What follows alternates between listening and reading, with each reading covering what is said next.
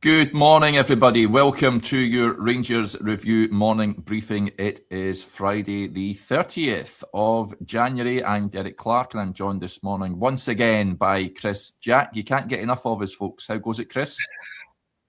I've seen more of you in the last 12 hours than I have seen of Mrs. Jack, but it's not a bad thing, Derek. It's lovely. It's lovely to see you once again. How are we? Yeah, okay. A bit groggy this morning. Feel like I'm on here all the time at the moment, but that's what happens when Rangers are playing in Europe in midweek. That won't be happening again this season, that's for sure. But it was a late one last night. Rangers, unfortunately, succumbing to a 3-1 defeat to round off the Europa League campaign. But all focus now turns to Sunday and Easter Road. Of course, a huge 3 points up for grabs. Before we get stuck in, a quick word for our podcast sponsors, Willows Fencing, the Glasgow-based fencing company you can trust and proud partners of the Rangers Review. If you need a new fence, these are the guys to call. They've got over 20 years of experience in the fencing trade. No job is too big or too small. They offer free consultations and 10% off with the code Rangers Review over on their website, which is willows-fencing.com. The all-important details are in the description below this video.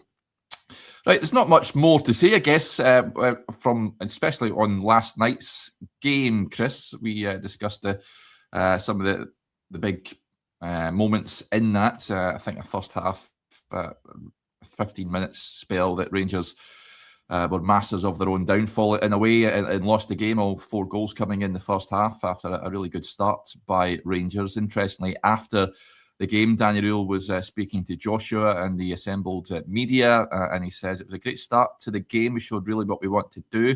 In general, over 90 minutes we played with them. It was a good game to watch with both teams trying something in possession and against the ball. After 20 minutes, I felt we're in a good way. 1-1, it happens against strong teams. We come one moment too late in the press. It happens. But I was disappointed with the goal we conceded at 2-1. It's too easy. A 40-metre ball, a bit unlucky, and in the end, it's an own goal for 3-1. At set plays, we know they are strong. In general, we played a strong, experienced side with good individual quality, well coached and a good manager. But compare this to Bergen, I see a massive, massive step forward. It's still not good enough. And I think this is what we have to improve in the future, especially in this competition.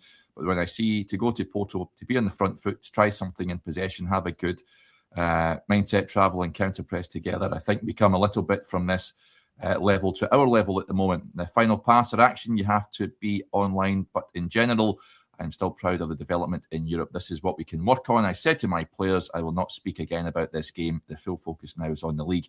We have a mission, and for this, we need all our energy. So can't disagree with much of that. Second goal he's bang on, was too easy. It was a mix-up between James Tavernier and Jack Butland. But Rangers stabilised in that second half and came away with just a 2-goal deficit, I guess. But he's right in saying that the difference to Bergen, to Porto, Chris, you can see there is improvements there, just not enough to compete at this level at this point in time, unfortunately. No, but I think you have to remember that Porto are a very accomplished side. You would expect them to have a bit of a run in this competition. They're also doing well domestically, but I think the manager is right there. Think back to that night in Bergen, the club in a bit of a disarray, support in a really, really low ebb, a squad who confidence was absolutely shot. So that the progression since that night, obviously, it's been more profound and more important domestically, but there has been progression in terms of the European stuff as well. Last night, I don't think Rangers were outplayed. I don't think they were outclassed over the course of 90 minutes. But as we spoke about last night, you cannot make mistakes like that at this level against a team like Porto and expect to get anything. So the individual errors there were the most frustrating and disappointing thing for me. We spoke a lot about that last night. You can't afford to make those mistakes because you will be punished, and rightly so. But overall, I thought Rangers did compete well, got themselves ahead, but obviously couldn't then go and capitalise on that. So I think the manager is right. There has been progress. I think he's right to highlight that, but he's also right to say there's no point in speaking about it again. I think all the work they would have done on the plane last night, the work that they'll do today and tomorrow to build into Hibs, It's all going to be on what has been the positives domestically of late. What can we take over the last few weeks domestically into Hibs? And you almost treat last night as a bit of an outlier. Yeah, as we said last night, Rangers not coming up against a team of that quality again this season. I just hope that the defensive mistakes don't reappear, because they have been really good defensively. Rangers 5 clean sheets heading into last night's game, and as you quite rightly point out, Porto are an informed side at the moment. No disgrace to lose to a team of that quality on their own patch.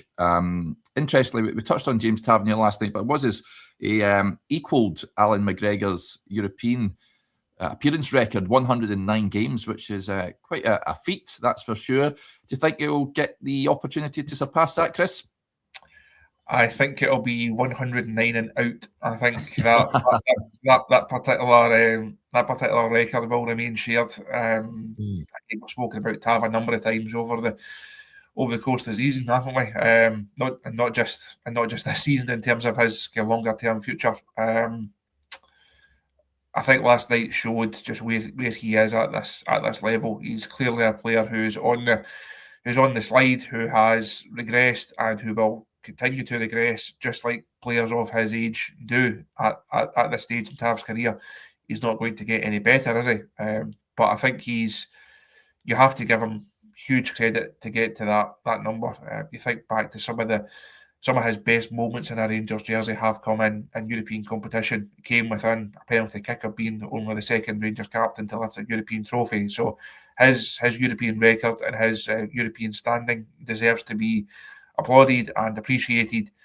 But come the summer, Rangers need to go in a different direction in terms of right back options, don't they? I don't think you'll get many people that would say James Tavernier should be the starting right back for Rangers next season. His contract's up at the end of the year. In an ideal world, he goes out on a high of a league, or potentially a league and Scottish Cup. If he did, and he could add another 2 medals to his collection, I think it would be a really fitting way for him to end his Rangers career. He goes and he plays out the last couple of years of whatever he's got left in the tank. I just don't think he's got enough left in the tank to be a starting right back for Rangers right now. Yeah, Rangers probably need 2 right backs in the summer, I would say, because Max Aarons will be getting sent back. Sterling, just unfortunately, his body lets him down too often. So, I think it wouldn't be unlikely to think that Rangers might need to bring in 2 RBs in the summer, so watch this space on that. Interestingly, I thought Finlay Curtis was bright last night. Aldo with a point here. He says, Curtis did well last night. I'm really not convinced loaning him out is a good idea. Now, Danny Rohl was pressed on that last night. He says, I want to praise Finlay for the last 2 weeks. Sometimes when you speak with a player and give him some examples, I think Finlay understood my words 2.5 weeks ago when we spoke very honestly about how I see him. Since then, he has exactly the mindset. Today he was brave, also with nice possession. I must say for 1-0, I like this match because we were on the front foot, won the ball high up the pitch against a team who are not easy to press. We make a decision in the next couple of days, and we also need to look at the bigger picture. It's about game time. It doesn't matter how we decide. He is on the right track. I personally would be keeping him around, Chris, as part of the squad. I think he can contribute between now and the end of the season. As I touched on there, took his cross for Gassama for the opening goal was a good one.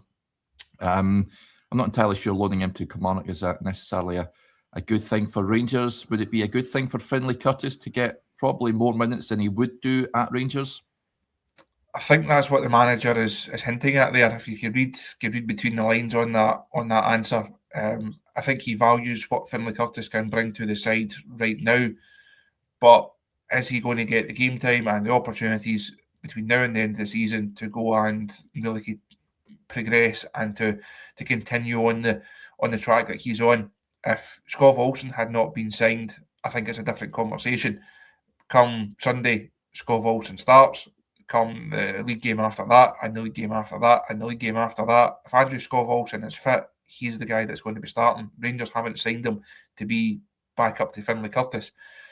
So I think we see Ant-Man coming back into the squad. If it was me and I was in their shoes, I would still loan out Finlay Curtis because I think it's better for him, bigger picture and long term, to go and start the next dozen games down at Kelly, go and see what he can do, go and try and build a bit of consistency, go and play at a good level as often as possible.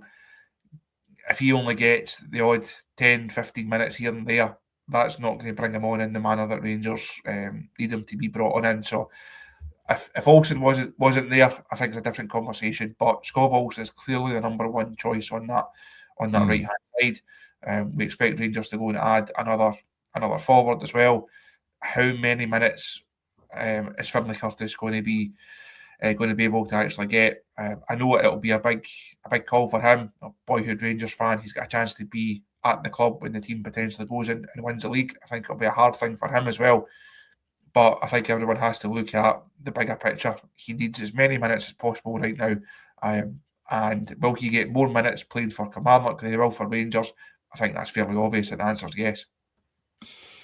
Interesting, yeah. And you'd imagine he'll do a bit of damage to teams in and around at Rangers as well, hopefully, if he completes that move. Right, you mentioned there that the forward area, I'll get back in touch. He says, never mind last night's game, Chris. We want to hear about the incoming players.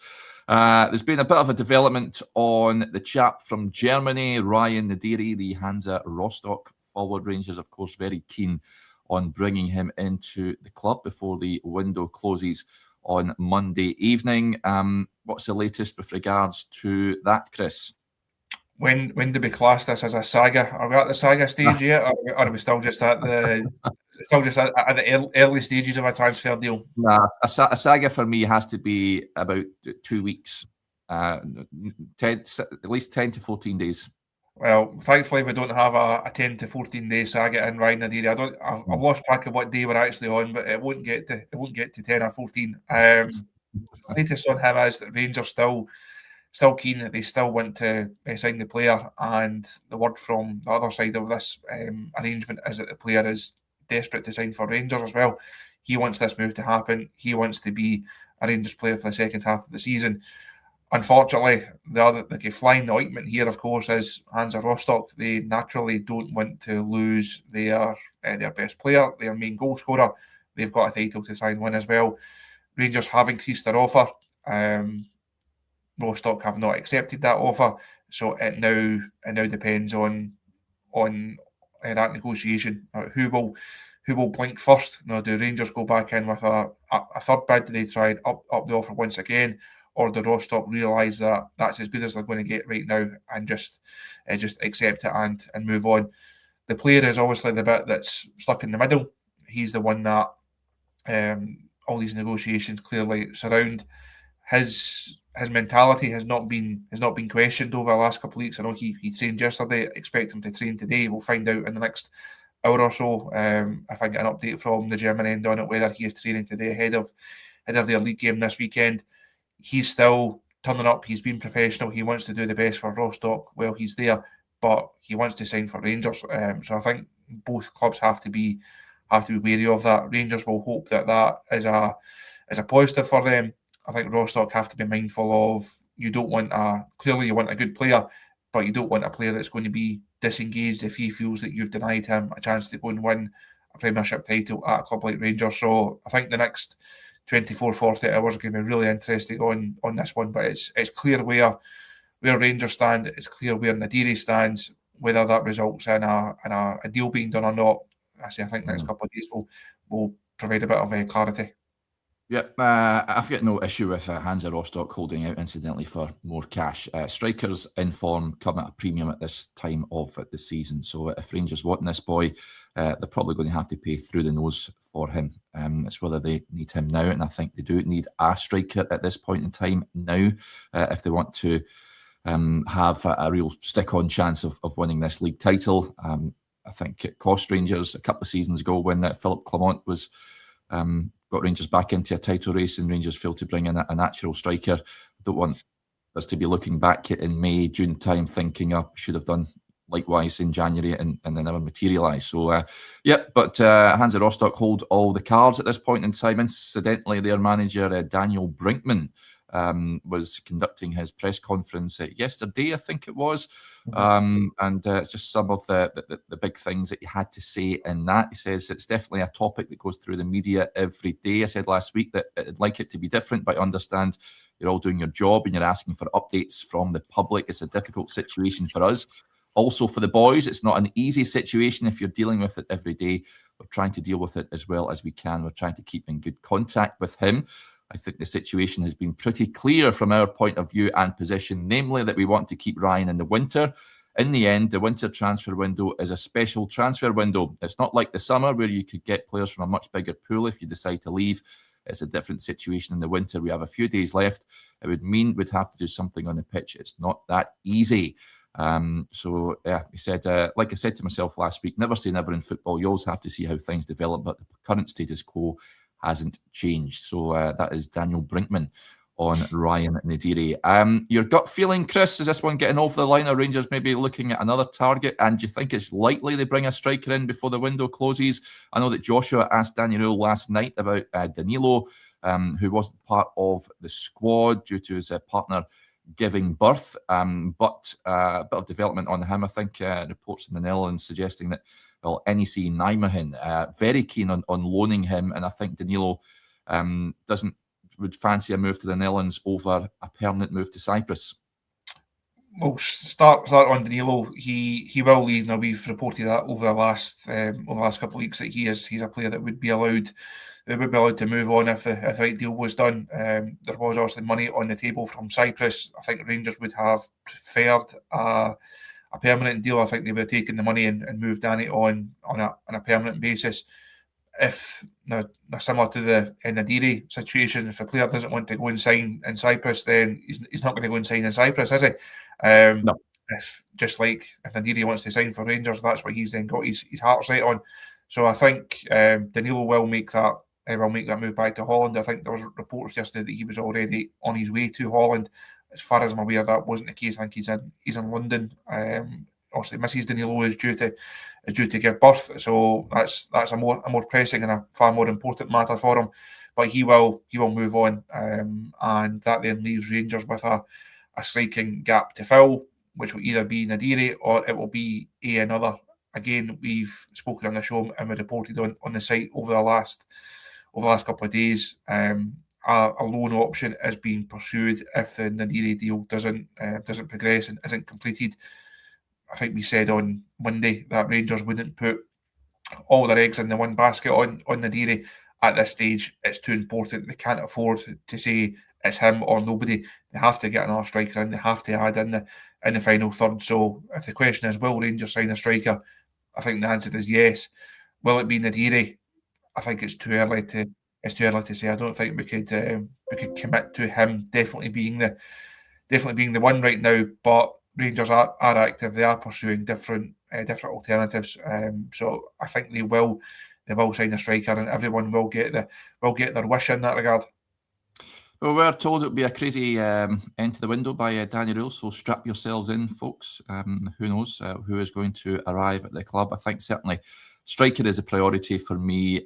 Looking at last night, I would like another defender in there, I've got to say. If John Souttar gets injured, I think Rangers tend to be in trouble. I'll caveat that. I mean, again, as I said, Porto are a better side than anything that Rangers will face in Scotland. But Nasser Giga, I remain to be convinced on that one. Sterling should be back. He's back training, isn't he? I think Dujon Sterling, if I'm not mistaken. But would you like to see a centre back coming in, Chris? We've got Derek Cornelius, of course. God knows when he's going to be returning from injury as well. But is that an area that you could see being strengthened before the window shuts? If they do, then they have kept it very quiet over the last couple of weeks. There's been very little to suggest that Rangers are in the market for centre halves. Little from this end, and very few other links. All the links that have been made to Rangers have been for attack-minded players. So not a lot of chatter, not a lot of noise to suggest that centre half is an area that they are looking at. Dujon Sterling should be available for Sunday. He trained again yesterday. Obviously wasn't part of the squad last night, but he has trained, and so he should come back into contention, which is good. I think when news of that injury broke, people were fearing the worst. So good to have Dujon back. Gives you another option. Again, we've seen the manager be flexible, so Tav can play inside one, Sterling can play as one of a back three. So I'd be surprised if they go back and sign a centre half. Everything has suggested that it's the top end of the park that the focus is on right now. Yep. The other areas, do Rangers need a controlling midfielder in there? Andrew with the point says we need a midfielder. Derek, this is interesting. Alan Brown says, listening to open goal and Derek Ferguson hinting Lewis Ferguson would be open to a loan move to Rangers. Would it be worth an inquiry? Listen, I would love Lewis Ferguson at Rangers, but I'm not entirely sure I will see that at this point in time. But do Rangers need a midfielder, Chris? Yes, for me. I think they're a body short right now. If Connor Barron was fit, I think it's a different situation. But we're still potentially 8, 9, 10 weeks away from where or from getting Connor Barron back on the park. I know obviously Chukwueze not available last night, so it comes back in, gives you 3. Outside of that, I think you're asking quite a lot of Nico and the Diamandi to get through the minutes. So for me, I would like another one in.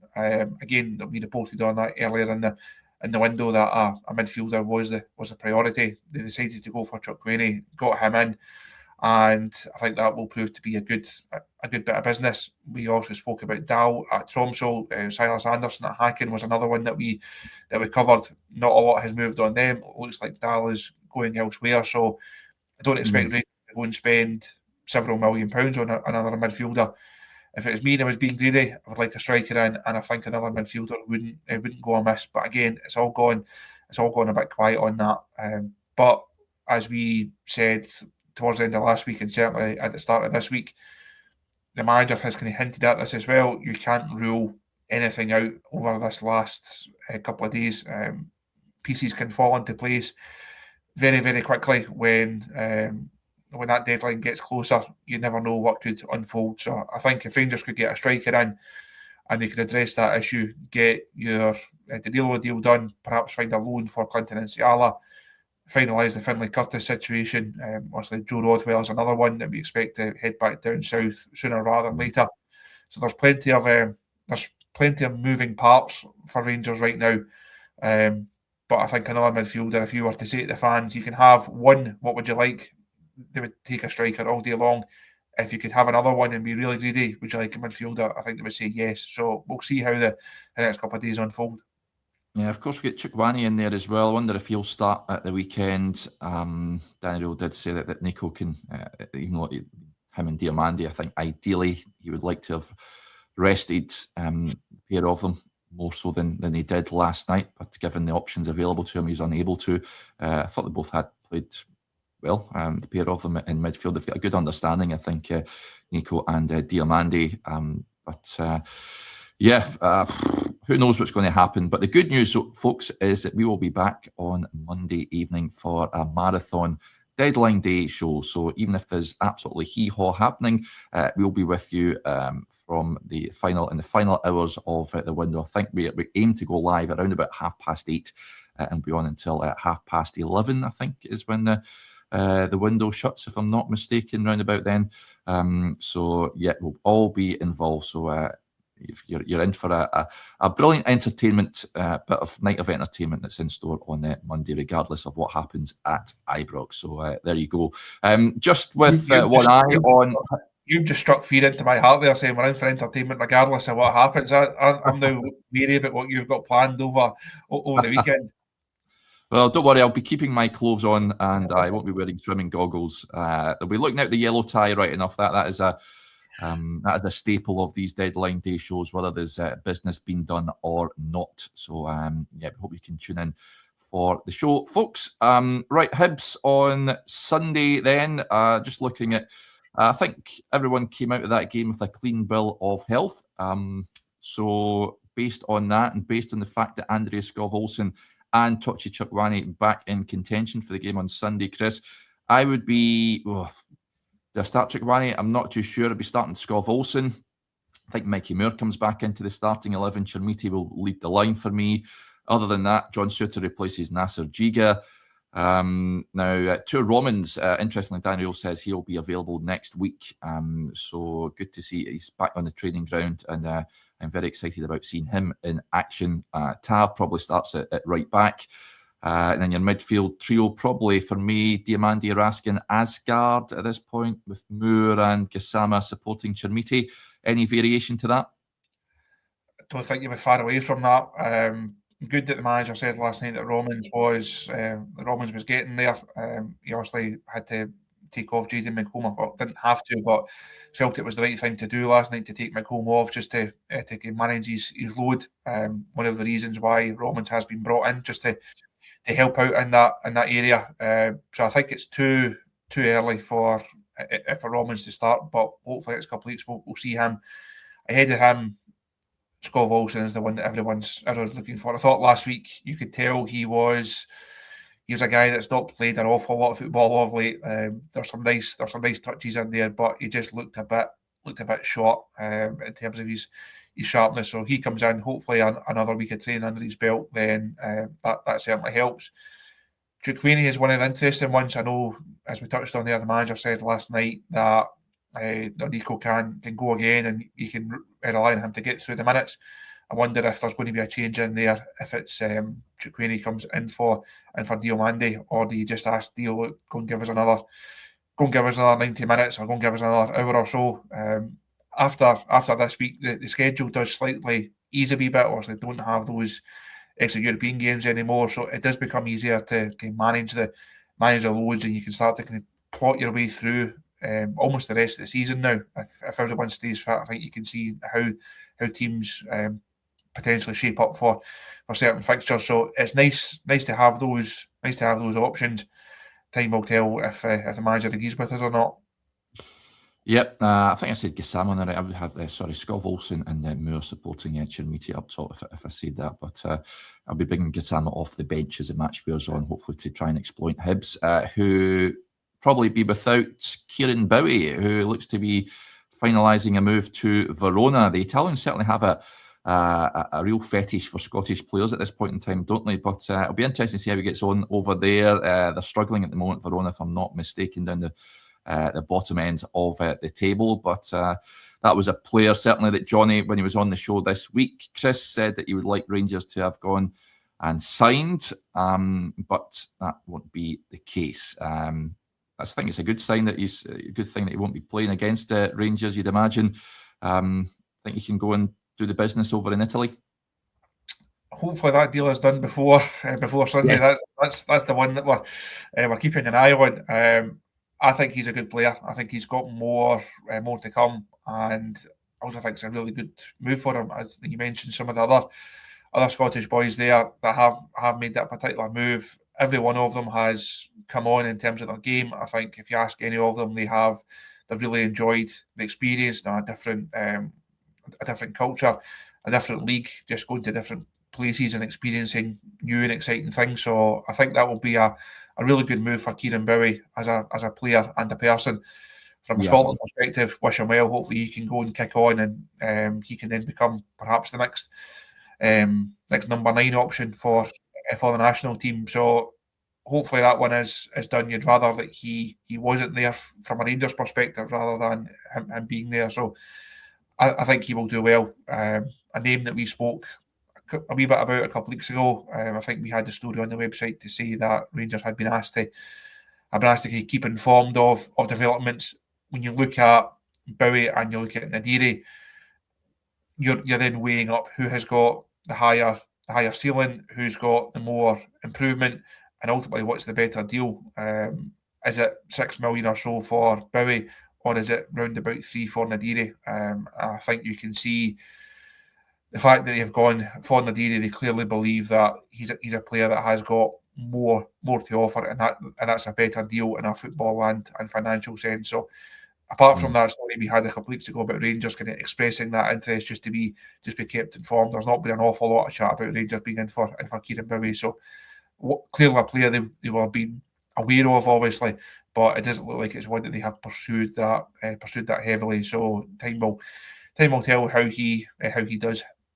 Yeah, I know Verona are struggling, but it's a cracking city, and I'm sure he'll very much enjoy it over there. Joins a long list of Scottish players that are over there plying their trade. There was a point actually I was going to bring up. I can't. It's just. I can't quite remember, but there you go. Yeah, we've got shows coming your way over the course of the weekend, folks. Joshua and Blair have recorded their Saturday show, so that'll be with you tomorrow. Then we'll have all your usual coverage from Easter Road on Sunday. Incidentally, Hibs come into the game off the back of two really poor results. They lost out to Dunfermline in the Scottish Cup, then a thrashing away to Falkirk. 4-1 they lost it away to Falkirk, which was an absolute doing. So more of the same on Sunday, please. As it's another huge weekend, and let's hope Rangers can keep that momentum going in the league. They're in a good vein of form at this point in time. There is a couple of press conferences coming your way. Joshua spoke to a couple of players in the mix zone last night, so keep your eyes peeled for that. One is out at 12 noon today, and the other out at 12 noon on Saturday as well. So yeah, plenty to come your way, folks. And I just we mentioned on the pre-match show last night with Joshua, news was emerging about the real sad news that a Rangers fan passed away whilst in Porto. Billy Middleton gets in touch, and a few of you commenting in as well. He says, "Sleep easy, Jim Scrimgeour from the Perth True Blues, who sadly passed in Porto." So he has been named now. So yeah, sleep easy, Jim. Condolences to Jim's friends and family from everyone here at the Rangers Review. Really is sad news, and it puts football certainly into perspective when you hear things like that. Right, that will do us there. Whatever you're up to on this fine day, then have fun, but have fun by being disciplined, as Neil Warnock famously said. Do you think you expect to be busy today, Chris? I've just looked at my list as my phone starts ringing there, so the answer to that is yes. So yeah. a couple of things on the go already. So as always, as we always say, keep your eye on our socials, on the website, on the YouTube channel, and we will no doubt we will be in touch. Yes, we better let you go then and answer that phone. Right, we'll speak to you later on, folks. Bye for now.